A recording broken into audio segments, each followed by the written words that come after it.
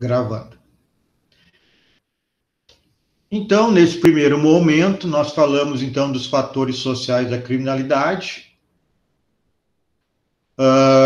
Falamos da primeira classificação, infância abandonada, que comporta pais separados, lares desestruturados, crianças em sinais de trânsito e viciados. Vimos aqui essa questão, isso aqui é uma citação de um autor, né, de um livro de criminologia. Ó, pediram para ingressar de novo, vou ter que voltar. Ok. Então, espera aí que ficou ruim.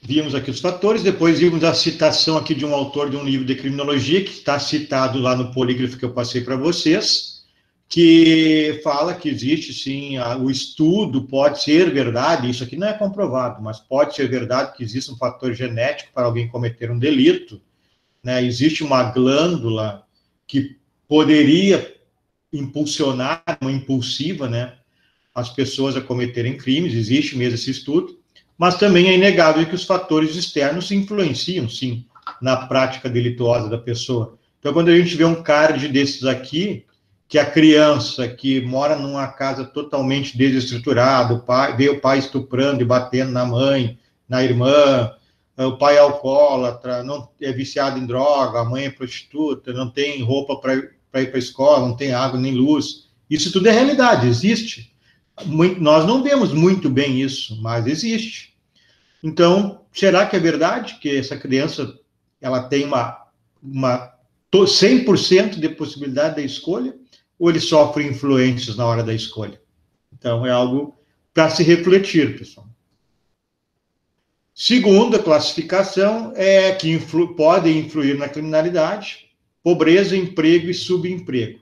Existem estatísticas que demonstram que os crimes patrimoniais são realizados na maioria absoluta e esmagadora por pobres. Eu estou dizendo que pobre é criminoso e rico não é? Ninguém está falando isso, não é verdade. Estou dizendo que existe estatística demonstrando que os crimes contra o patrimônio, furto, roubo, são praticados pelas camadas pobres. A corrupção, obviamente, não é praticada por pobre, porque ele não tem acesso à corrupção, né? Não tem acesso a atividades empresariais, políticas, etc. A pobreza é financeira também, ó, que eu estou falando, mas também tem a educacional e moral, aqui influi muito o que eu aprendo, os valores que eu aprendo na minha casa. Vendedores ambulantes, homens placa, nós já vimos em Cachoeira numa época isso, são considerados subemprego e as pessoas acabam aceitando porque não tem outro emprego que com garantias de direitos trabalhistas, então acabam aceitando qualquer emprego.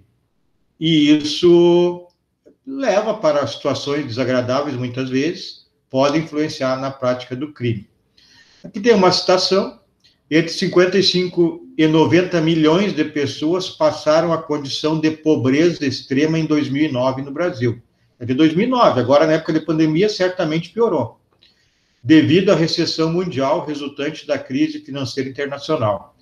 Mais de 1 bilhão sofre de fome crônica no mundo todo. Segundo pesquisas, 54 milhões de brasileiros são pobres, isso significa que 4 em 10 brasileiros poderão viver em miséria absoluta.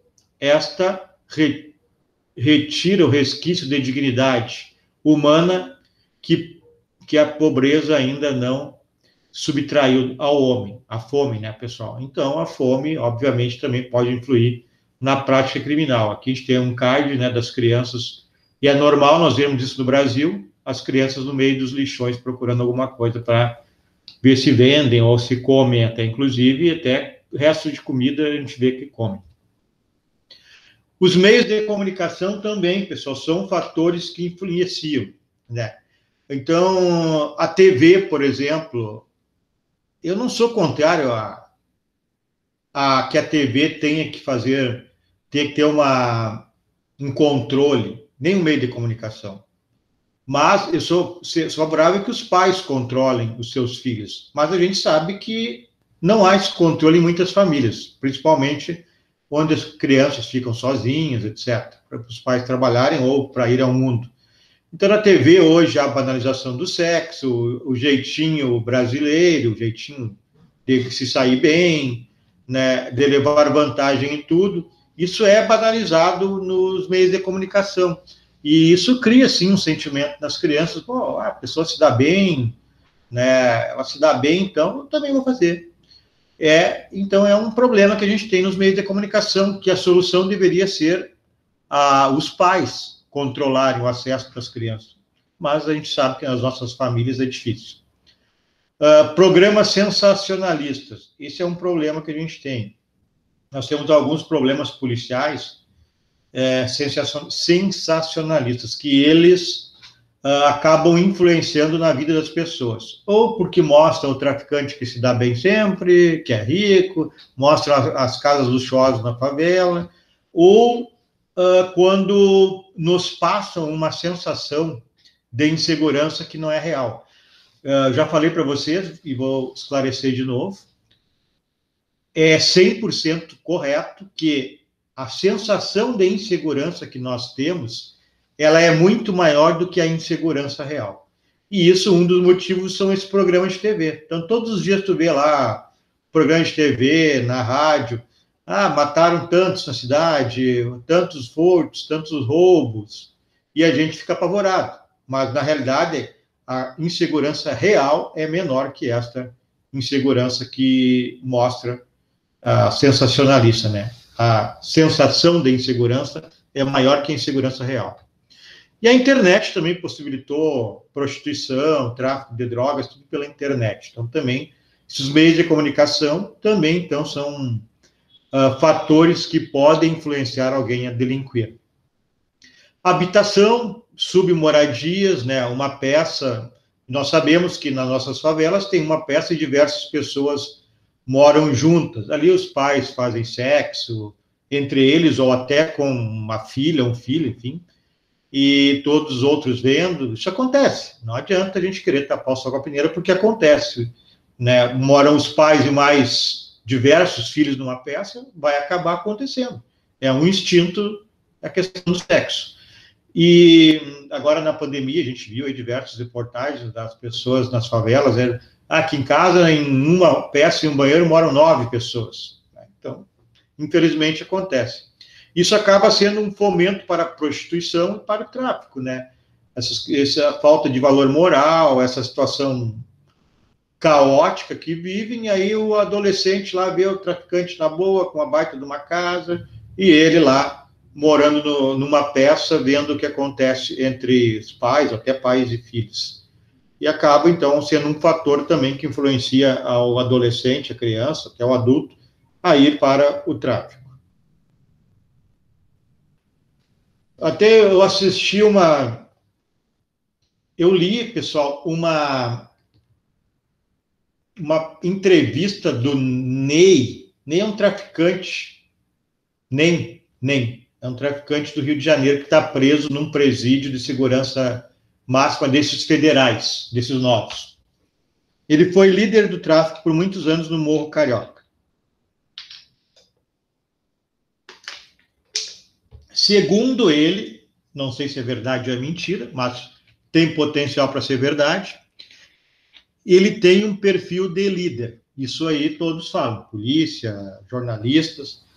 Tanto que ele conseguiu liderar o tráfico diminuindo a questão da matança, porque ele entende que se matar muitas pessoas atrai a polícia. Então, ele preferia traficar sem matar. Ele conseguiu introduzir isso até o momento de ser preso. Ele disse, nessa entrevista, que ele trabalhava na Vivo, e acho que é Vivo, uma operadora. E ele chegou até, se eu não estou equivocado, a um cargo assim mais de liderança. Mas aí o filho dele teve uma doença e ele não conseguiu dinheiro para pagar essa doença. Se eu não estou equivocado, faz algum tempo que eu li isso, era 20 mil reais. E aí ele se endividou, buscou dinheiro aqui, buscou ali e não conseguiu pagar. Aí foi onde ele resolveu ir para o tráfico de entorpecentes. E aí ele entrou como soldado, vendo lá o que acontecia no morro, as pessoas ganhando dinheiro, foi para o tráfico e conseguiu chegar até a liderança dele com esse perfil dele de inteligência e de ser um tanto quanto discreto. Bom, isso é verdade, depois eu vou mostrar para vocês, pelo menos vou mostrar a imagem, se eu não conseguir o áudio eu explico para vocês. Uma pessoa aqui de Cachoeira do Sul morou em Porto Alegre, eu conheço essa pessoa, ela que me contou. Quando era criança, eles moravam em Porto Alegre, ela, a mãe, o pai e um filho. Aí o pai se separou, foi ao mundo e não mais abasteceu a família. O que aconteceu? E, seguidamente, eles tinham necessidade de alimentos. O que ela, uma criança, fazia? Corria à porta de um traficante que morava na região e esse traficante dava alimento para a família. Então, que ela não foi para o mundo do tráfico, mas fosse um homem, possivelmente poderia ir, né? E certamente esse traficante foi protegido a vida toda por esta região de Porto Alegre, né? Vamos adiante. Migração. Movimento interno no país, a migração, nós temos, e externo também, nós temos, aí seria a imigração, né? Nós temos os nordestinos, os sírios, os haitianos, esse pessoal também pode ser induzido a ser fator de entrar no mundo do crime. Então, quando chega nordestinos em São Paulo, tem emprego para todos, tem moradia para eles, está tudo certinho na vida, ou eles terão problemas inicialmente? Né? E os que vêm de outros países, como sírios, haitianos, a mesma coisa. Agora, venezuelanos. O que será que vai ser da vida dessas pessoas? Então, é um fator que possibilita existir crimes também. Em 2016, no Brasil, houve crescimento de 12% no número total de refugiados reconhecidos. 9.500 indivíduos de 82 nacionalidades. Os problemas enfrentados, árdua travessia, até o tão sonhado destino. Ao chegar aqui, são vítimas de xenofobia, aquelas pessoas que não gostam de outras raças, né? Os brasileiros que não querem outras raças, né? Racismo, né? Pela cor da pele, certo? E sofrem com dificuldade de adaptação devido ao choque cultural. Cerca de 12.960 habitantes buscaram abrigo no Brasil. Presume-se que quase 30 mil aqui são irregulares. Então, outro fator que pode influenciar na criminalidade. Crescimento populacional. Nós já estudamos na semana passada as escolas da criminologia. Lembram da escola de Chicago, a ecologia criminal? É essa situação, o crescimento desordenado da população, das suas moradias, subemprego, fábricas que atraem multidões, atrai prostituição, atrai drogadição, atrai essa questão dos indivíduos ambulantes, aí, os vendedores ambulantes, né?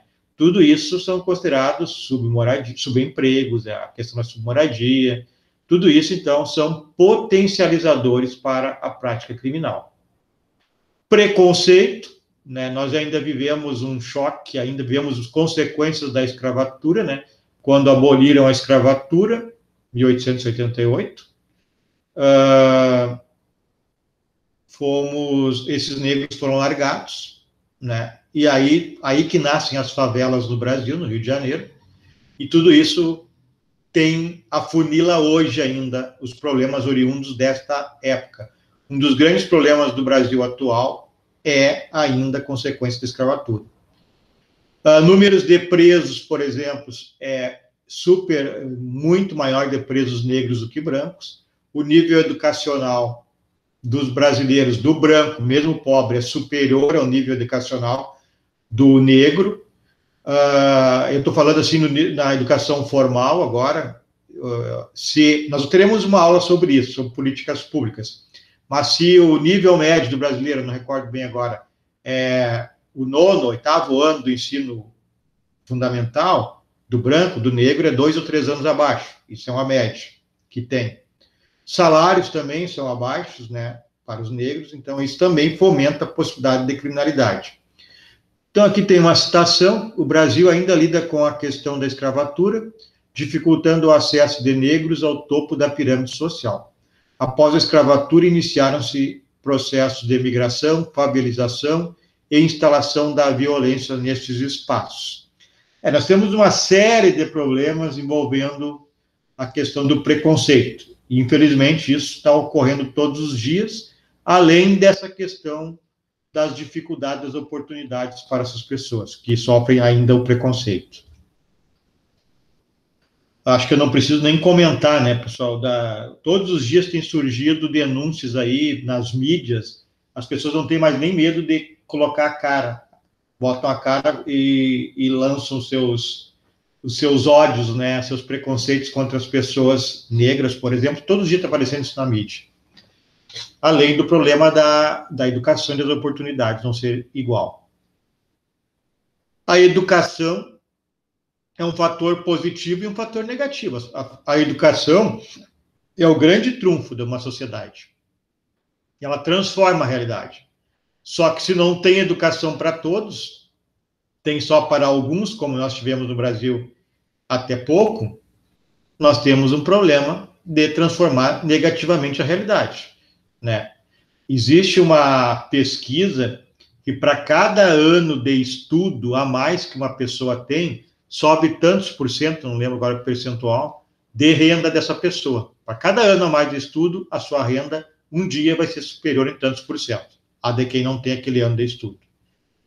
Então, a educação transforma tanto para o bem, e se não for bem empregada, ou não for empregada, para uma situação ruim, né?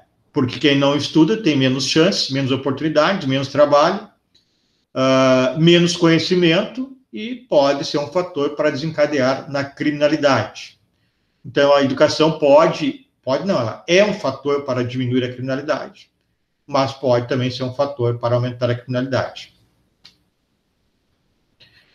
Bom, eu vou tentar agora mostrar para vocês aqui. Vou mostrar, se não aparecer o áudio, eu vou explicar o que é. Tentar mais uma vez mostrar o áudio.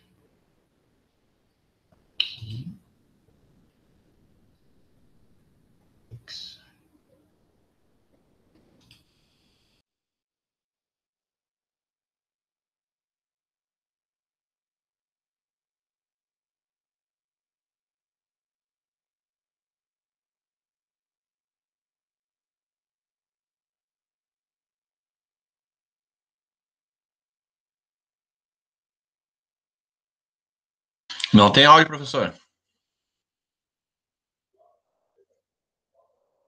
Não tem áudio.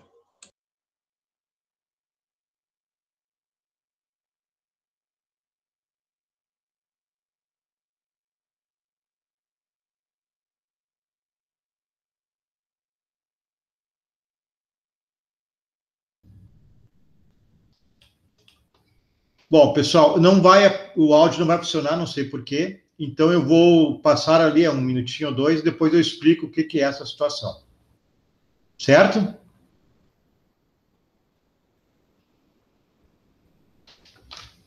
Vocês estão vendo aí agora a imagem?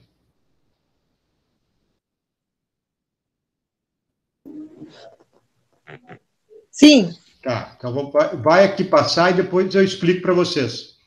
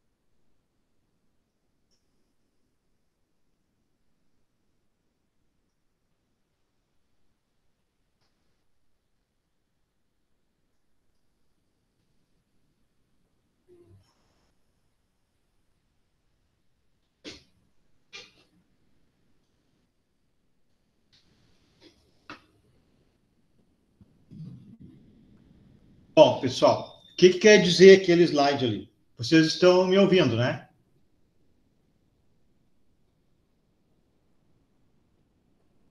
Sim. Tá. Esse slide é o seguinte, ó. Esse slide aí é uma operação da polícia, mas o que tem a ver isso? Isso é para vocês. Nós veremos mais adiante a atuação do crime organizado ainda na aula de hoje, mas esse slide mostra, Viamão, não é Rio de Janeiro, infelizmente, é Viamão, Rio Grande do Sul, onde uma facção de tráfico, para cooptar a comunidade, para que a comunidade os protegesse e os não delatasse, entrou no vácuo do Estado. Eles pegaram uma praça e adotaram, calçaram a praça, iluminaram, vocês viram o preço de uma lâmpada que eles colocaram? R$250. A prefeitura não coloca isso, acredito eu que não tem dinheiro para colocar 2 ou 3 lâmpadas com R$250, e eles colocaram no bairro deles. Calçaram rua, criaram lazer, bar, jogo de futebol, música, para convencer a população a estar do lado deles. E para terminar, a organização era tão grande, o Estado não aparecia. Pô, imagina só, tu mora num local, aí um traficante calça a tua rua, coloca uma lâmpada, urbaniza ali a praça do bairro, e o Estado não faz nada disso. O que tu vai fazer? Tu vai passar para o lado do traficante, é comum, normal. E muitos vão passar a admirar esses traficantes e vão delinquir com eles, vão entrar para o grupo de soldados dessa organização criminosa. E, para arrematar, eles criaram até um serviço, eles criaram uma reciclagem para empregar as pessoas do bairro, para essas pessoas terem dinheiro para comprar a droga deles. Então, vocês imaginam a estrutura. Tudo isso no vácuo do Estado. O Estado não aparece para cumprir suas obrigações básicas, alguém vai lá e faz. Isso aconteceu no Rio de Janeiro, aí formou as milícias, e está acontecendo no Rio Grande do Sul, infelizmente. Vamos ver mais um aqui.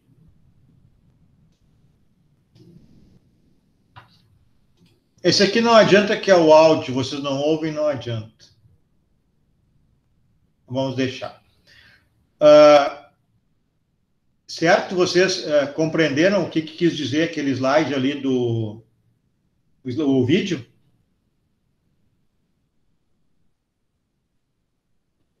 Sim. Tá, ok, então. Então, vamos adiante. O outro áudio que tinha da Rádio Gaúcha é a mesma coisa, só que é áudio, com outro repórter, mas vocês não estão ouvindo o áudio, não adianta. Eu vou dar um jeito de consertar esse problema até a próxima vez.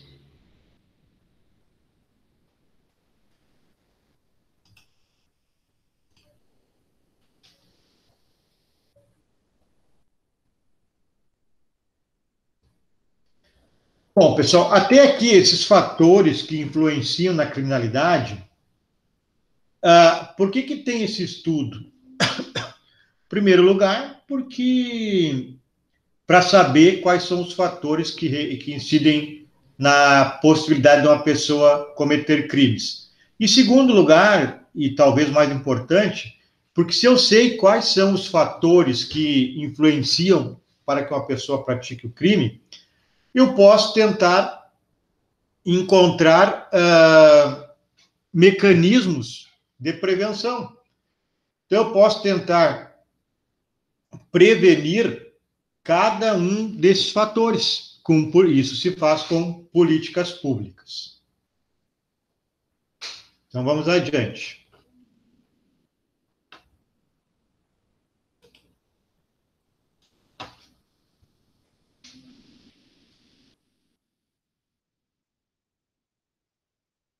Mudando, então, de tema, direito penal do autor e direito penal do fato. Então, nós saímos dessa parte agora mais teórica da criminologia e vamos estudar alguns conceitos. Então, o direito penal do autor e do fato também é objeto de estudo da criminologia, e ele indica o quê? Que o direito penal do autor é aquele direito que ele se preocupa com o que a pessoa é e não com o que ela fez. A punição se dá em cima do que a pessoa é, das suas características, e não do fato que ela praticou. Então, na realidade, nós teríamos, nesse caso, uma sanção, uma pena, atribuída pela periculosidade que a pessoa pode representar, e não pelo crime que ela praticou. Isso culmina, termina em longas para fatos menos graves. Então, nós teríamos um direito penal, nesse caso, desproporcional. Penas longas, mesmo os fatos sendo menos graves. Isso ocorreu no direito penal alemão, na Alemanha nazista, onde se punia pelo que a pessoa era. Então, por exemplo, se punia homossexual, alguém pedindo para ingressar aqui, vou ter que abrir de novo. Então, isso ocorria na Alemanha nazista, onde o direito penal, ele punia as pessoas pelo que elas eram. Ele era judeu, podia ser preso. Alguém que casasse com um alemão de outra raça, não poderia, era crime também. Era cigano, também tinha legislação contra eles, assim por diante. Isso, então, é o direito penal do autor. Isso ocorreu na Alemanha nazista. Para vocês terem uma ideia, isso não é o direito penal de um Estado democrático de direito, mas existiu, e apenas por curiosidade, a nossa doutrina, ela identifica duas situações no Brasil, na lei brasileira, que seria uma espécie de um exemplo de direito penal do autor. Aí vocês vão entender o que quer dizer exatamente isso. Dosimetria da pena. Quando vocês forem estudar teoria da pena, vocês vão ver que são 3 fases que o juiz enfrenta para se chegar à pena final de um condenado. Durante esse cálculo de pena, na primeira fase e na segunda fase, principalmente, existem algumas possibilidades de aumento de pena ou até de diminuição em virtude da pessoa, Por exemplo, aqui tem um caso. Se ela é reincidente, é uma condição dela. A e B praticaram um crime. O A é reincidente e o B não. Os dois praticaram crimes junto. O A, que é reincidente, vai pegar uma pena maior que o B, que não é reincidente. Não estou dizendo que é errado, só estou dizendo que não deve ser feito. Eu só estou dizendo que isso é um resquício, segundo a doutrina, de um direito penal do autor. Agora, não é porque nós temos esse instituto que o nosso direito é do autor. Não, o nosso direito é direito penal do fato. Só tem essa questão aqui, que é um resquício do direito penal do autor. E tem outras questões também que falam da pessoa, da condição do indivíduo no cálculo da pena. Pode aumentar a pena pela sua condição. Não é um resquício de direito penal do autor. Não estou dizendo que está errado, que nós não vivemos no Estado democrático de direito por isso. É apenas um resquício para vocês entenderem o que é direito penal do autor. Na realidade, o nosso direito penal é o direito penal do fato, como regra. Então, se pune pelo que o indivíduo praticou e não pelo que ele é. A pena deve ser proporcional, nesse caso aqui, à gravidade do delito. Delito menos grave, pena mais baixa. Delito mais grave, pena mais alta. Então, é aquele fato praticado que vai ser objeto de cobrança e de punição. Não interessa quem fez, interessa o que foi feito. Esse é o direito penal, então, do fato que deve imperar nos Estados democráticos de direito. Prevenção da infração penal no Estado democrático. Como é que nós podemos prevenir o crime? Eu já dei uma pista, Quando ocorre a identificação de fatores sociais que influem no cometimento do crime, o Estado pode montar políticas públicas para tentar influenciar que aqueles fatores sociais que podem levar a pessoa a cometer o crime sejam diminuídos. Não vou dizer extintos, mas sejam diminuídos, tais fatores sejam diminuídos. Por isso que nós temos a situação que o crime é algo complexo e ele deve ser estudado com complexidade. Então, nós não temos receitas mágicas, porque elas são muito simples. Bandido bom é bandido morto. É comprovado que não adianta ficar matando bandido, que não diminui a criminalidade, porque o crime é um fator complexo e tem que estudar de maneira, então, também complexa. Um exemplo são identificar os fatores que potencializam o crime e atacar para diminuir esses fatores, prevenir. Mas isso é só um fator, existem outros que nós veremos ainda hoje. Então, tem que analisar esses vários fatores de contenção. Então, aqui, o que influi, por exemplo, na prática de um crime? A pena adequada, não muito pequena, não muito maior, aquela adequada, certeza da punição. O principal não é o tamanho da pena, pessoal. O principal é a certeza da punição.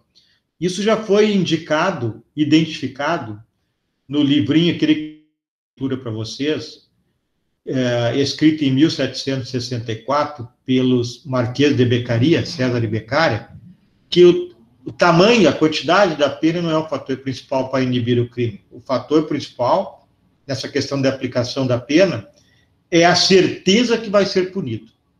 Porque a gente sabe, o indivíduo pratica, muitas vezes, 3, 4, 5, 6, 10 crimes para depois ser punido. Um traficante, quantas vezes ele traficou para ser preso? Meio ano? 1 ano? 2 anos? Foi pego no primeiro dia? É muito azar, esse cara é azarado. Não é o normal, né? Então, a certeza da punição é o principal. Então, nós temos a mania de, temos que aumentar as penas não são adequadas. No Brasil, podem anotar aí, a maioria absoluta das penas são adequadas. Uma ou outra ali que nós podemos discutir, se é muito breve. A maioria são adequadas. Agora aumentamos o máximo da pena para 40 anos, não vai surtir efeito nenhum na redução do crime, podem ter certeza.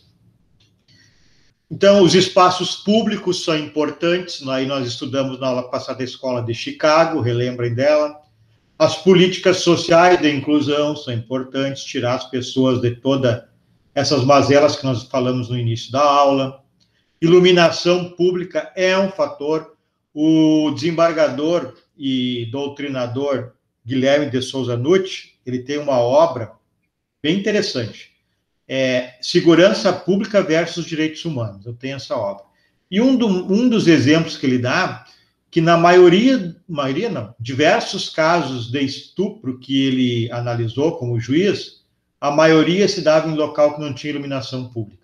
Então, é um fator que possibilita a prática de crime. Então, vamos botar uma lâmpada ali, que é um fator que reduz a possibilidade de estupro, né? Emprego e renda, reinserção social. Eu vou falar da reinserção mais adiante.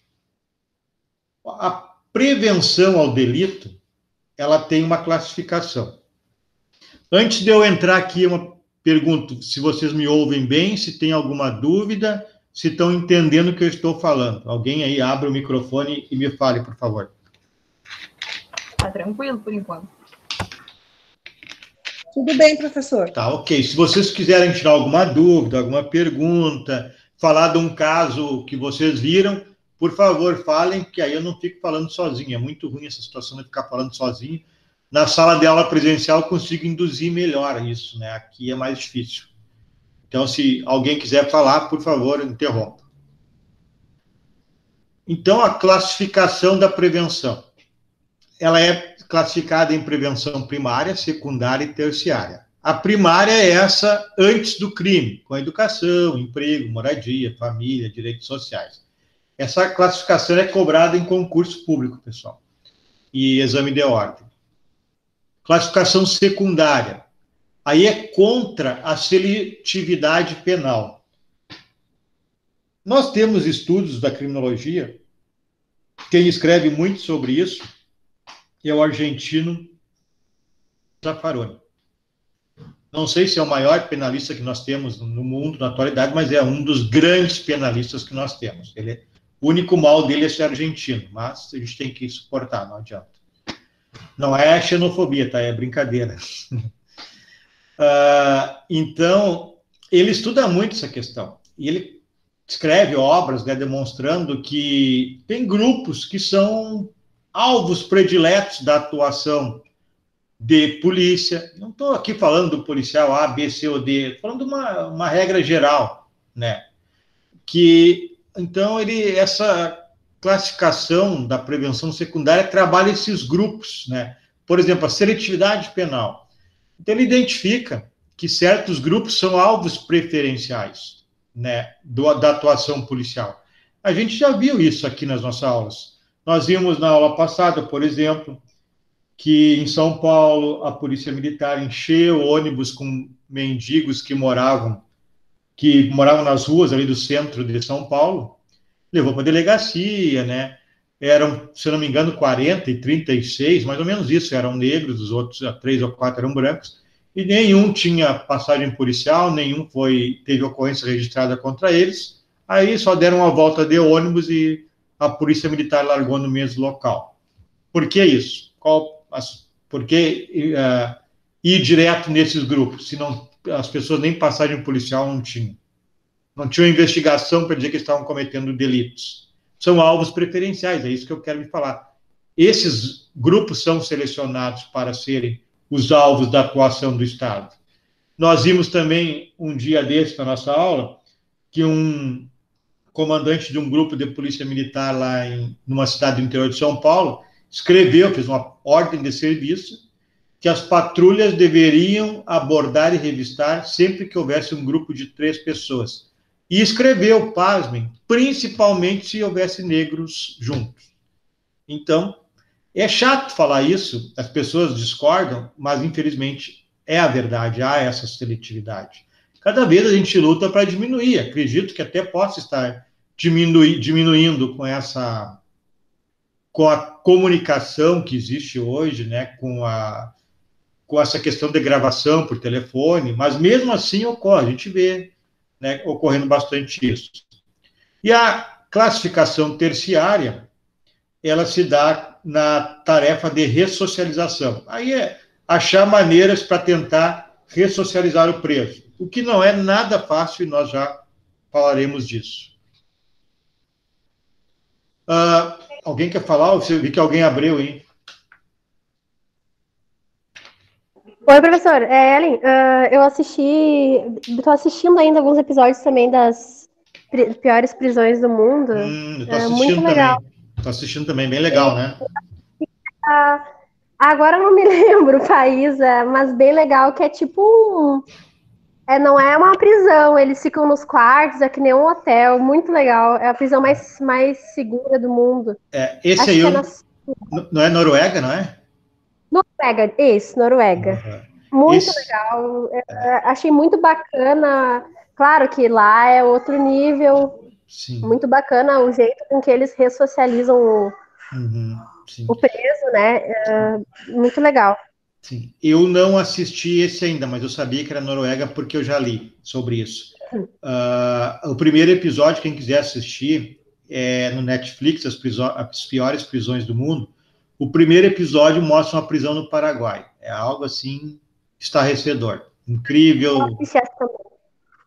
E o segundo na Alemanha, né? É isso? Também assisti. Eu acho que assisti quase todos. Assisti também no Brasil. No Brasil eu não vi ainda. Mas o primeiro e segundo é no Paraguai, que é um caos, e o segundo é na Alemanha, que é totalmente diferente. Essa prisão da Alemanha, ela tem, além do cumprimento da pena, claro, né? Ela tem trabalhos de recuperação em grupo, tipo uma espécie de justiça restaurativa. São trabalhos em grupo, com psicólogos, com os próprios presos juntos, né? Isso, eles se reúnem e fazem, tipo, simulações que controlam o humor deles. Por exemplo, numa situação que um lá ele matou o melhor amigo na piscina numas férias, por exemplo. Sim. Ele foi para a prisão por causa disso. Aí eles simulam uma situação de uma pessoa irritando eles para ver como é que vai ser a reação dele. Isso aí. E são tipo terapias, né, em grupo. Então é interessante, quem puder assistir isso é bem interessante. E sobre a reincidência, já que depois eu vou voltar a esse tema, mas sobre a reincidência, dizer para vocês que a reincidência no mundo é alta. No Brasil, cada 100 presos, 70 no mínimo, até 75, voltam a praticar o delito. Então nós já temos o primeiro choque, que dinheiro mal empregado esse nosso, que de 100, 70, 75 voltam a cometer o crime. Então, nós estamos botando dinheiro fora. Mas ela é alta no mundo. Nos Estados Unidos, que é famoso por prisões, não sei o quê, é em torno de 50% a reincidência. Então, ela é alta. Agora, nesses estados como a Noruega, ela diminui bastante, né? Porque são outros processos de aprisionamento. Quem olhar, então, esse seriado Netflix vai entender o que eu estou falando e que a Ellen falou. A prisão de Maurício também é muito interessante. Na verdade, a de Maurício, o senhor já olhou? Não Da olhei. ilha? Não olhei ainda. Que ele é tipo um ditador, chegaram lá, os presos mandavam na prisão, né? Como isso acontece ainda em várias prisões do mundo. E aí eles chegaram com helicópteros, polícia, armamento, tudo, e botaram os presos na linha, digamos assim.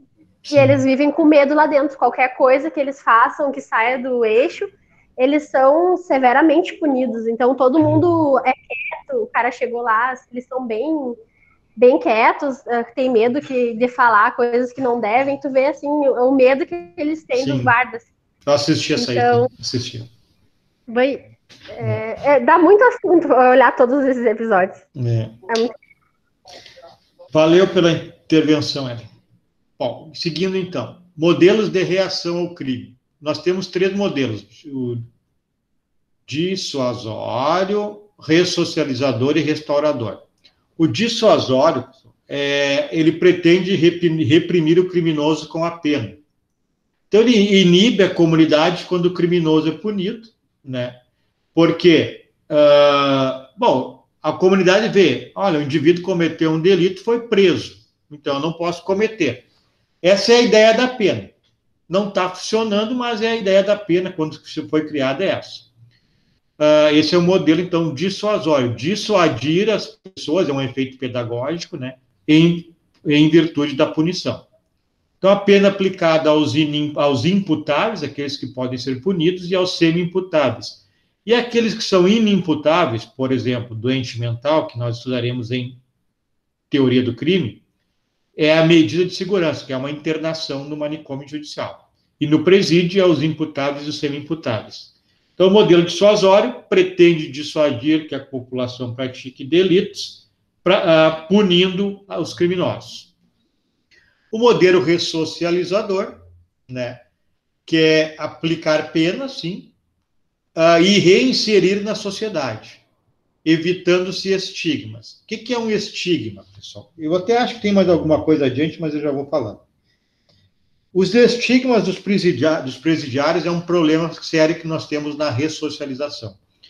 Então, por exemplo, o indivíduo que for preso, ficou lá 1 ano, 2, 3, 5 preso, ao sair do presídio, como regra, ele sai mais pobre, a não ser que ele seja líder de uma facção ou que tenha favores dessa facção, mas como regra, ele sai mais pobre do que entrou.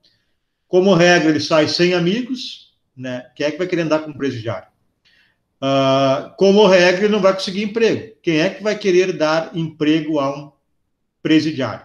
Inclusive, na semana passada, eu estava fazendo um curso na Argentina, na Universidade de Bahia Blanca, na Argentina, Buenos Aires, sobre reincidência penal, antecedentes penais. E lá na Argentina, é a mesma situação que nós temos no Brasil. É ilegal se pedir, o empregador pedir para um policial, por exemplo, que ele faça uma consulta para informar se o indivíduo que está pleiteando emprego já se envolveu em crimes. Aí, normalmente, se consegue. Tem um amigo aqui, outro ali, se consegue. E aí, o indivíduo já não é contratado. Ao passo que, legalmente, como funciona isso? Se o indivíduo cometeu um crime, está cumprindo pena, a sua ficha de antecedentes policiais e a sua folha corrida vai falar. O empregador pode pedir e vai dizer, esse indivíduo está respondendo a um crime, já foi condenado a um crime, lá dizendo, foi condenado a um crime, está cumprindo uma pena em liberdade, privativa de liberdade ou restritiva de direito. Isso é uma coisa, depois da condenação. Quando termina a condenação, ele tem que pedir baixa desse antecedente e não poderia aparecer mais. Ele cumpriu a pena, somente a polícia e o judiciário e o Ministério Público poderiam saber disso. Mas aí o que acontece é o seguinte, os empregadores, daqui ou dali, conseguem descobrir informalmente se o indivíduo já teve passagem pela polícia ou pelo sistema criminal como um todo. Isso dificulta, então, que se consiga um emprego. E eu não estou nem condenando a pessoa, é difícil dar um emprego para um preso, fica com medo, né? Para alguém que já foi preso. Mas se não der emprego, o que vai sobrar para esse indivíduo? Então, na Argentina, nós temos o mesmo problema que aqui no Brasil. Eu acredito que seja na maior parte do mundo, seja assim. Né? O jeitinho consegue lá a ficha do indivíduo, mesmo ele já tendo cumprido a sua pena e sendo proibido de aparecer esse antecedente policial e judicial, mas acaba não sendo contratado por isso. Então, isso é um estigma. Pobreza, maior do que quando entrou, não ter amigos, não conseguir emprego, e até a mãe do cara sofre. É comum chamar, ele vai passando a mãe do preso e tal. E o terceiro método é o restaurador. Isso aqui é algo que daria uma aula inteira, então eu vou falar em 2 minutos. É a chamada justiça restaurativa, é uma justiça do futuro. Países como a Noruega e a Bélgica já investem muito. O Brasil vem devagarinho, tentando alguma coisa, mas é difícil que o nosso legislador opte radicalmente por esse tipo de justiça, porque o povo não está preparado. O povo quer ver bandido morto e bandido na cadeia. Não interessa se isso dá um resultado positivo lá na redução da criminalidade. E o nosso político precisa de voto, então ele vai pelo povo. Então, a justiça restaurativa, ela é um procedimento novo, que nós já temos no Brasil, mas muito ainda embrionariamente, para penas pequenas, que é um método, tipo um método de conciliação. Num caso de furto, por exemplo, em vez de prender o indivíduo e aplicar uma pena de 1 a 4 anos, ou 2 a 8, arrombou uma casa e furtou a TV, pena 2 a 8 anos. Em vez de fazer isso, identificando o autor, botar ele e a vítima, se for de interesse dos dois, isso é um dogma, tem que ser interesse da vítima e do autor. Botar na frente os dois, e a vítima vai dizer, olha, eu só quero a minha TV, não me interessa se o cara vai ser punido ou não. Quero a minha TV e o conserto da minha casa. Bom, o infrator pode aceitar, né? Pode ser melhor para ele, pode ser melhor do que ele cumprir pena. Então, a justiça restaurativa é isso, ela procura reeducar o infrator, restaurar as relações entre as pessoas e dar alguma assistência à vítima, jurídica, psicológica. Isso tem funcionado para crimes em estados como a Bélgica e a Noruega para qualquer tipo de crime. Por exemplo, num homicídio, como é que a gente vai pensar em restaurar relações num homicídio? Lá na Bélgica tem CO, e Bélgica e esse outro país que eu acabei de falar aí, se alguém lembrar-me disso, me deu um branco aqui, que tem os presídios, Noruega. Existe essa justiça restaurativa para qualquer crime. Se o criminoso resolver participar desses processos de restauração, a família do morto, por exemplo, também resolver, não é que não vai ter pena privativa de liberdade para o delinquente, mas o juiz considerará isso na hora da sentença criminal. E crimes menores, se houver acordo, está morta a questão, não tem processo. Isso tem toda uma história para nascer, isso aí que não vai dar tempo de contar para vocês, mas tem toda uma história por trás disso aí. Essa justiça restaurativa, então, ela possibilita, por exemplo, a diminuição da reincidência. Isso já é comprovado no próprio Brasil. No Brasil, nos crimes de ameaça, quando há uma justiça comum, que é a JEC, e não tendo acordo punição, normalmente a ameaça ela se perpetua, ela vai sendo praticada de maneira reincidente, porque as pessoas se desagradam. Eu fui ameaçado, registrei ocorrência, e quem me ameaçou é punido, porque ele não aceita acordo. Ele vai ser punido e vai ficar mais indignado, ele vai continuar ameaçando, essa é uma regra. Pelas práticas restaurativas que são possíveis no Brasil para crime até 2 anos, a ameaça é um deles, se demonstrou que quando há o acordo entre as duas partes, há uma restauração daquela amizade, nem a amizade, mas daquela relação, a reincidência é muito pequena. Porque quem ameaçou entende que ele errou, por exemplo, porque ele ouve a outra parte. E aquele que foi vítima acaba aceitando os argumentos, mesmo que parcialmente, do infrator. E acaba que na redução da reincidência. Ok? Se alguém quiser fazer alguma pergunta, senão eu vou passar para mais um tema. Então, vamos adiante. Criminologia e crime organizado. Nós já mais ou menos falamos disso, então vou falar brevemente. Já falamos isso nos nossos slides aqui, que o Estado deve, então, prover as necessidades da população. Ele recolhe impostos para fazer estradas, para entregar luz, redes de água, redes de esgoto, abastecimento de medicamentos, abastecimento de alimentos, né? Uma rede, uma estrutura para que tudo funcione, né? A potencializar a geração de empregos, potencializar a educação, segurança, saúde. Essa é a função do Estado, né?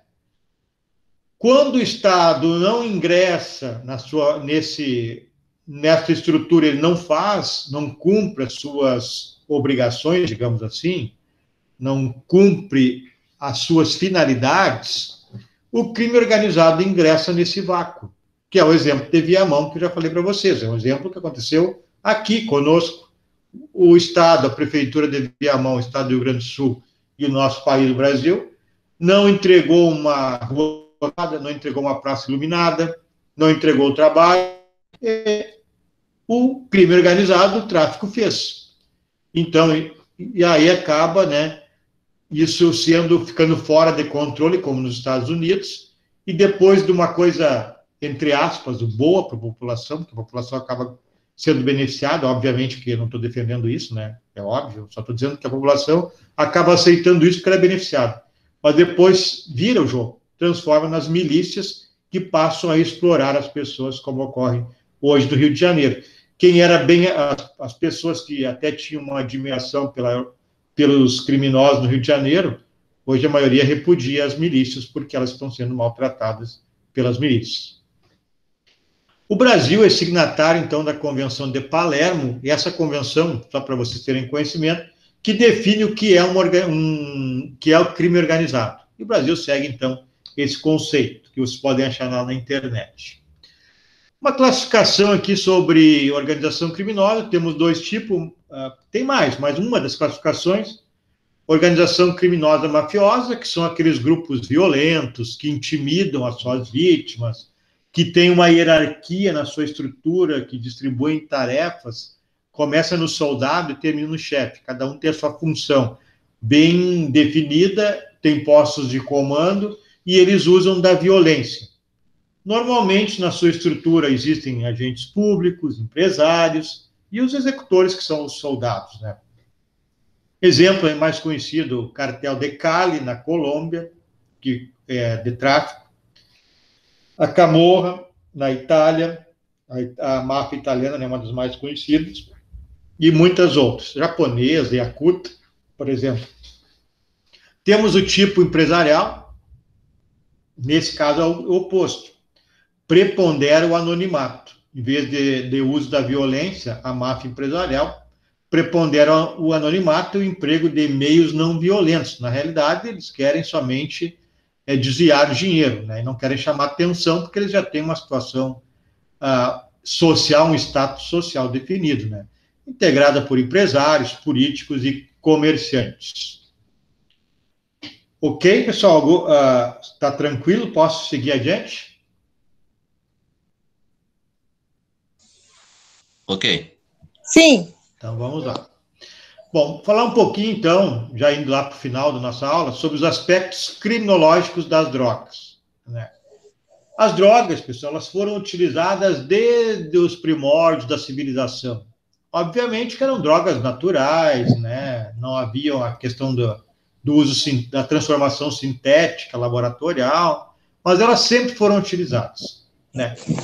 E eram utilizadas para agradar os deuses, para se entorpecer, para remédio, mas sempre foi utilizado, toda a civilização utilizou. Oi? Acho que alguém está com o microfone aberto. A tecnologia, então, transformou um pouco essa questão, né? Ela começou a produzir em grande escala, a ter outros produtos, né, junto com essa droga, né? E essa tecnologia tanto serve para potencializar o uso como vício e uso médico também. Ainda hoje eu vi uma jurisprudência ontem do STJ. O indivíduo importou alguns grãos de droga. Não li toda a jurisprudência, não sei se era para plantar ou para que era. Mas o STJ considerou que não podia ser tráfico importar meia dúzia de grãos de maconha. Mas, enfim, vamos adiante. Então, a tecnologia transformou isso que já adivinha desde os primórdios da civilização humana, que era o uso da droga, né? A tecnologia passou a produzir produtos sintéticos, enfim, em escala empresarial, e tanto para o tráfico quanto para o uso médico. Então, deve-se diminuir os fatores que impulsionam o uso de drogas, né, que potencializa o crime. A droga é um negócio que potencializa o crime. Então, se deve tentar diminuir esses fatores que impulsionam o uso de drogas. Agora, como se fazer isso? Então, nós temos, é um fator de risco, né, como o álcool, como a pobreza, até a riqueza, né, no crime de corrupção, aspectos morais, as leis e a família. A droga também é um fator de risco que deve ser atacado de alguma maneira. Agora, qual é a melhor maneira de atacar esse fator de risco, né? Então, vamos dar uma olhada. Prevenção formal ao uso de drogas. Prevenção primária, né, é o uso da lei, aplicar a lei existente no país, o uso dos esportes para tirar essa gurizada da possibilidade de ir para o vício, planejamento social, urbanização, das favelas, né, etc. Prevenção secundária, cumprimento da pena e tratamento médico, e a prevenção terciária, recuperação e reinserção depois de estar preso e ainda continuar sendo drogadito. E um aspecto importante é a prevenção informal, né, com palestras, atividades educativas. Na minha opinião, essa prevenção informal ela tem mais efeito do que a prevenção formal, que é a lei. A lei, na minha opinião, não surte muito efeito. Ninguém vai deixar de fumar maconha ou queimar um crack porque é proibido pela lei ser consumidor. Se os traficantes não deixam de traficar, imagina o consumidor, que a pena é bem leve.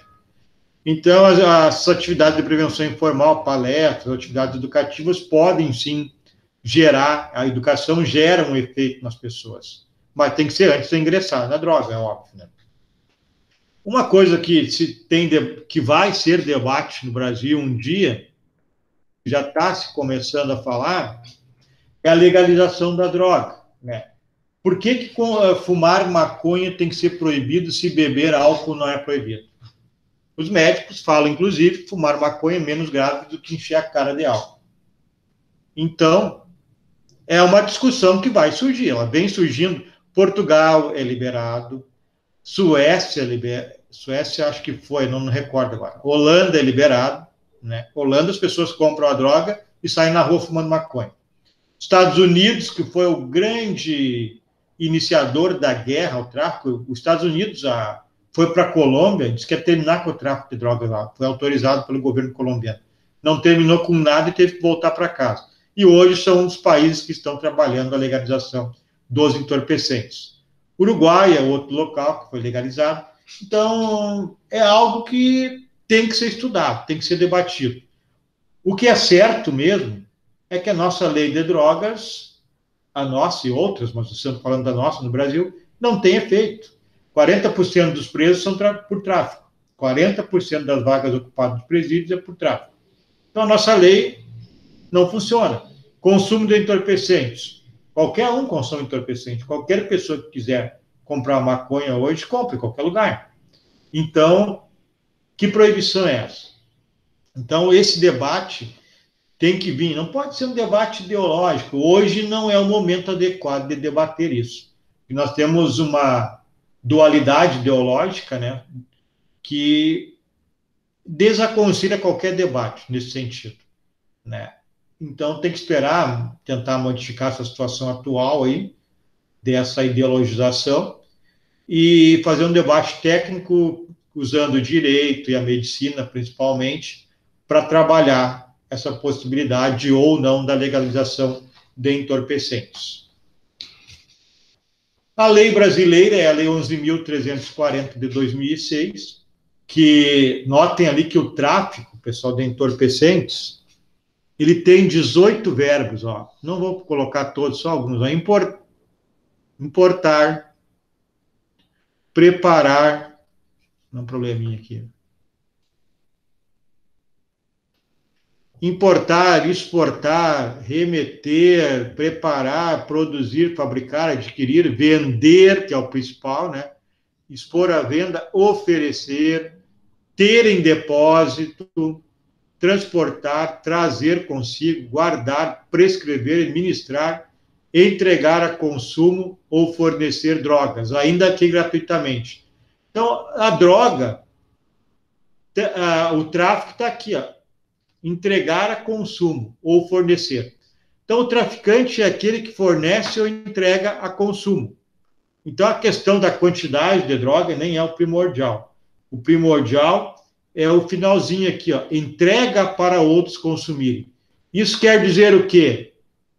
Não ocorre normalmente, mas se duas pessoas estão fumando maconha na esquina, no momento que o A entrega o cigarro de maconha para o B, ele está entregando a consumo. Isso, tecnicamente, pode ser tráfico, mesmo com um baseadinho.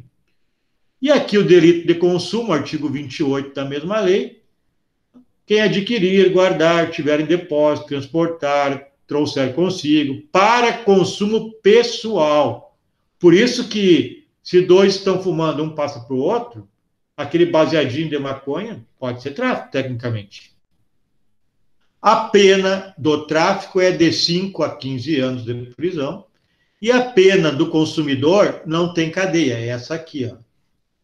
Advertência sobre os efeitos, esse é o juiz que faz, advertência sobre os efeitos da droga, prestação de serviço comunitário ou medida educativa de comparecimento a programa educativo, que é, obviamente, programa de desintoxicação. Então, essa é a nossa lei brasileira. O que eu posso dizer para vocês é, a nossa lei não está funcionando. Tem algo melhor? Não sei. É bom legalizar? Eu até tenho algum gosto pela ideia, mas temos que debater muito bem antes de legalizar. É um passo grande. Eu tenho, pelos meus estudos, pelas minhas pesquisas, eu tenho, assim, uma ideia de favorabilidade a isso. Por que a maconha tem que ser proibida e o cigarro não é? Por que a maconha tem que ser proibida e o álcool não é? E se nós avaliarmos a semana passada, nós estudamos que a lei seca nos Estados Unidos, 1920, foi fomentadora, criadora de um aumento expressivo da criminalidade e onde nasceu a máfia para produzir bebida clandestinamente. Então, nós temos que estudar. Mas o que é certo, que eu posso falar para vocês, é que não está dando certo. A nossa lei não está dando certo.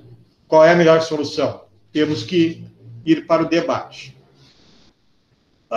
Falando para vocês rapidamente agora de duas coisas aqui, é o garantismo penal e o direito penal do inimigo.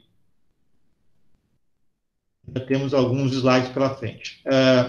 Garantismo penal, dá para ser bem sucinto. O que é garantismo penal, pessoal? As pessoas falam muito mal do garantismo penal. Tem um livro de 2 promotores, que é Demonologia, não lembro, Bandidolatria. Fala muito mal do garantismo penal, fala mal do criador do garantismo penal, que é um juiz italiano, um dos maiores expoentes do direito no mundo hoje, tem 80 e poucos anos, o Ferraioli. Ainda com essa questão da pandemia, eu tive a possibilidade de ouvi-lo, nunca ia ouvi-lo na vida, né? Nunca fui na Itália, não sei se um dia irei, e eu ouvi a palestra dele pela internet, agora em virtude da pandemia. Então, ele criou essa teoria. O que é isso? É nada mais que cumprir a lei. A lei está na Constituição, com os direitos fundamentais nossos, inclusive de quem está respondendo um crime. É só cumprir isso. Então, aqui tem alguns exemplos, vou citar 2 ou 3. Não há pena sem crime. Não há crime sem lei. A lei anterior que diga que é crime. Que mais? Não há lesão ou perigo de lesão a bem jurídico se não houve conduta. Então, pensar não é crime. Eu posso pensar em matar 10, não é crime.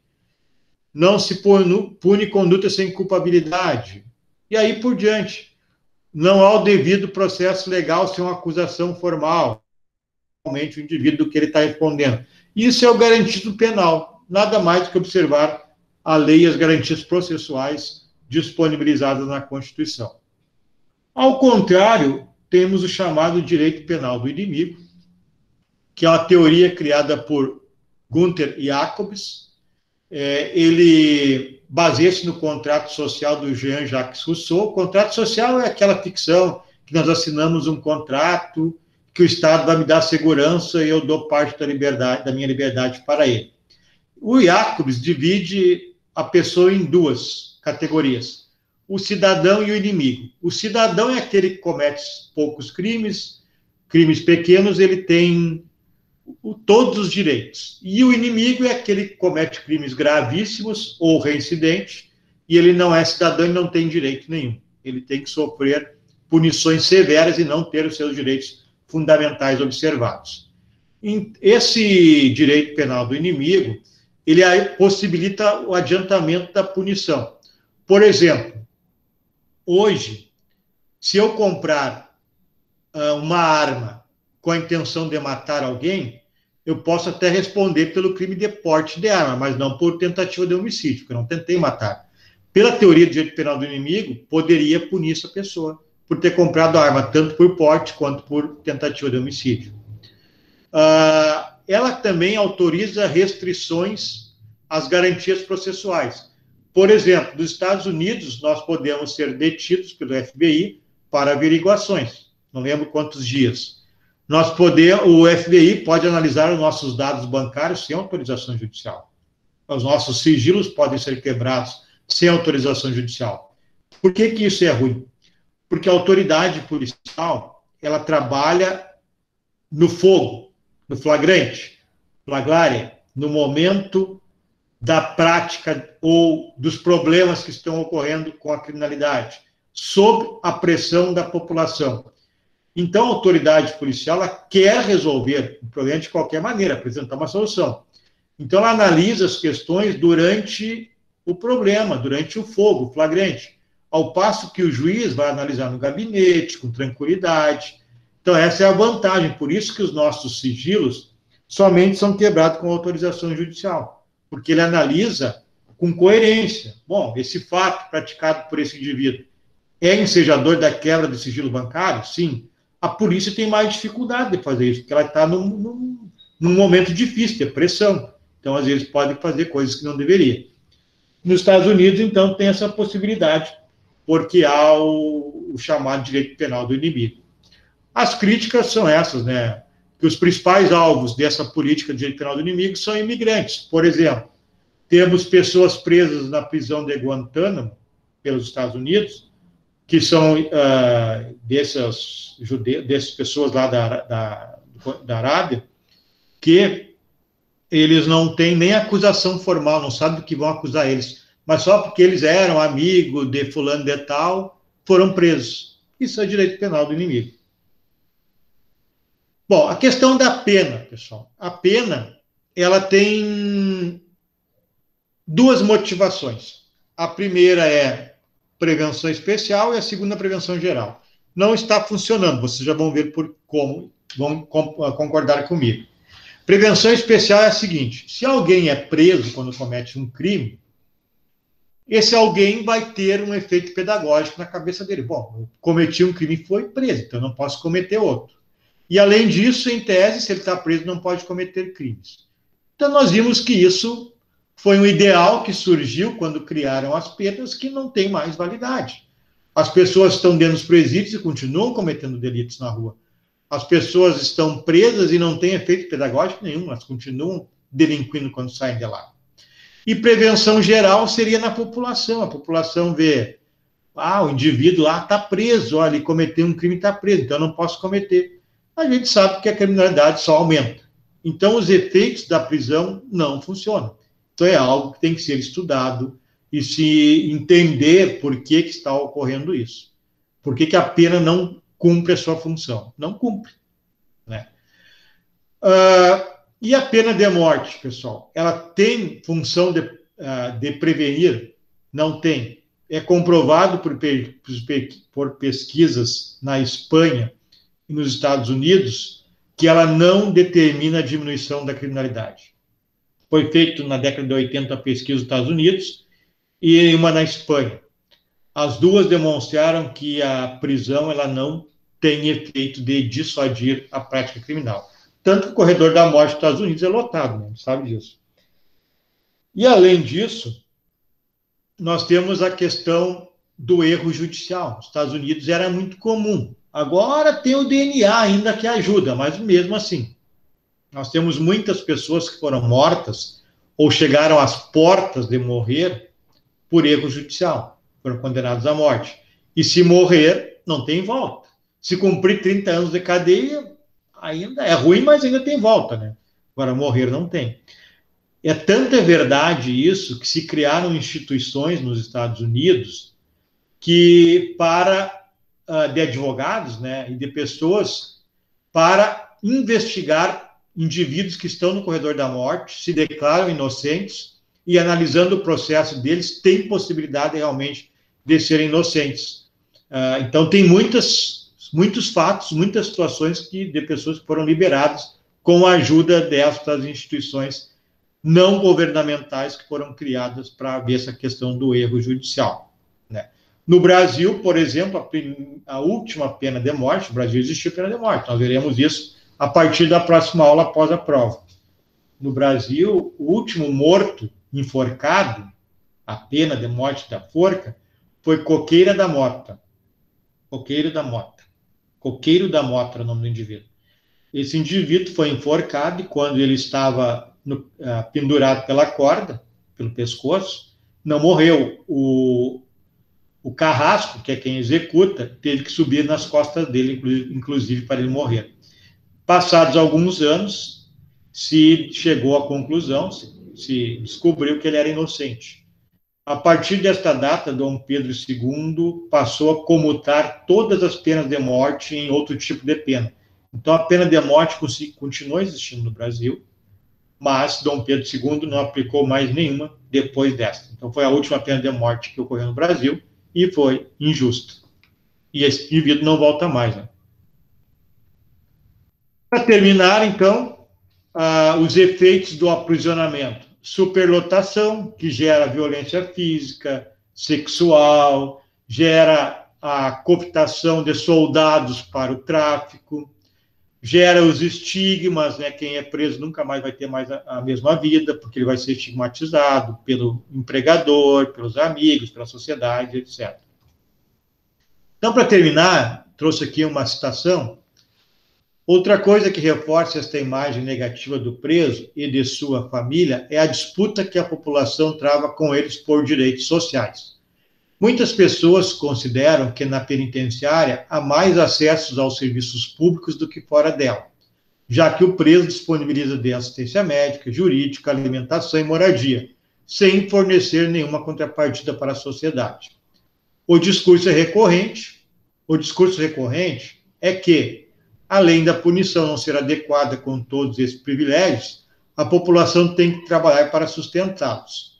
2 exemplos disso são os questionamentos sobre o auxílio-reclusão e sobre os direitos humanos do detento. Bom, para me encerrar, eu quero falar sobre o tal de auxílio-reclusão, só para vocês não cometerem um erro. O auxílio-reclusão não é algo que se dê para o preso, para a família do preso. Não é verdadeiro isso. O auxílio-reclusão é pago, né, é um valor pago ao preso que trabalhava formalmente, com carteira assinada. Então, o indivíduo trabalhou lá 5 anos, está trabalhando, comete um crime, vai para a cadeia. Esse indivíduo ele tem direito ao seguro, né? Que qualquer um de nós aqui que se acidentasse teria. Nós temos direito ao seguro, porque temos carteira assinada, trabalhamos, segurados do INSS. O preso é a mesma coisa. Se ele trabalhar, porque ele contribuiu, vai ter direito à sua família desse auxílio. Mas se ele não trabalhar, vê a maioria esmagadora dos presos, não trabalha, né, pessoal? A maioria esmagadora dos presos não tem um emprego formal. Então, a maioria não recebe esse seguro, esse auxílio reclusão. Né? Então, isso é uma ficção que inventam aí, que se espalha para as pessoas acreditarem que o preso ganha lá tanto assim, não deveria. Na realidade, é um seguro que ele criou, ele mesmo fez esse seguro e está recebendo. Certo, pessoal? Alguma pergunta, alguma questão? Professor, referente ao o senhor está falando, durante todo o tempo de prisão ou é períodos ou meses, que nem nos outros casos de garantia de seguro? O tempo que ele estiver dentro do presídio sem trabalhar, sim, recebe. A família, né? Entendi. A família dele recebe. Mas ele, se ele pegar, por exemplo, 20 anos de prisão, ele vai cumprir, dependendo, agora mudou a lei, tem um prazo que ele cumpre fechado. Esse prazo pode chegar atualmente, pela nova lei, pacote anticrime, até 70%. Obviamente que isso é um cara reincidente que certamente não trabalha formalmente, então não vai ter esse direito. Um traficante não trabalha formalmente, por exemplo. Então, na realidade, quem vai receber esse auxílio reclusão são pessoas normalmente que não são reincidentes. Quem é o traficante que vai trabalhar formalmente? Raríssimos os casos, certamente. Quem é um homicida contumaz que vai trabalhar formalmente? E eu creio que seriam raros os casos, né? Como é que o cara vai trabalhar ali por um salário mínimo, se ele traficando ganha muito mais? Então, são poucos, é pouca incidência disso. E é por esse período. Se ele tem 20 anos, ele tem que ficar 8 fechado, ou 6, ou 5, vai ser por esse período. No momento que ele sair, aí ele já pode trabalhar. Aí já modifica e não recebe mais. Não sei se era essa a indagação. Era nesse sentido, sim, eu tinha essa dúvida, sim. Tá, ok. Como eu disse, na realidade, certamente é a minoria que recebe. Preso não trabalha formalmente, antes de ser preso. Não sei aqueles casos esporádicos. Pergunto para vocês sobre o TDE da semana passada. Alguém tem alguma dúvida, alguma pergunta?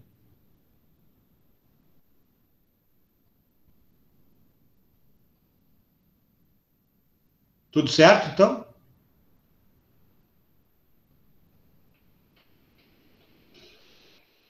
Bem, se não tem perguntas, então a semana que vem, se eu não estou equivocado, vamos olhar o plano de aprendizagem, mas acho que é a nossa prova. Se é realmente a nossa prova, ela estará disponibilizada às 19 horas. Durante o dia ela estará disponibilizada, da próxima sexta-feira. Creio que sejam 10 questões objetivas e 2 dissertativas sobre até o conteúdo de hoje. E vocês terão aí 4, 5 dias para resolver. Então, de sexta até terça ou quarta, vocês terão prazo para resolver. Ela pode resolver com tranquilidade, podem consultar aí a internet, o material, sem problemas nenhum, sem problemas. O período agora é excepcional, nós estamos atuando de maneira excepcional também. Certo? Tudo bem? Então, boa noite a todos. Professor? Oi, pode falar, Jefferson. Eu fiquei com dúvida. A prova ela não encerra no mesmo dia, então? Nós fizemos provas, o senhor abre na sexta e ela fica... Sim. 4, 5 dias. Isso aí. Eu vou dar prazo de 5 dias. Eu vou colocar durante o dia de sexta, sábado, domingo, segunda, terça. Vou encerrar lá terça-feira. Beleza, então. Ok, obrigado. Entendi. Tá. Só vamos conferir se é na próxima sexta. Eu acho que é. Não olhei ali o plano de aprendizagem. Realmente, é sexta-feira. Então tá. Então tá tudo certo. Entra sexta e termina terça. Pode falar, Luísa. Não, só ia dar boa noite mesmo. Então tá. Boa noite, pessoal. Bom fim de semana. Então, qualquer dúvida, mandem aí pelos meios de comunicação. Boa noite. Boa noite. Boa noite. Boa noite.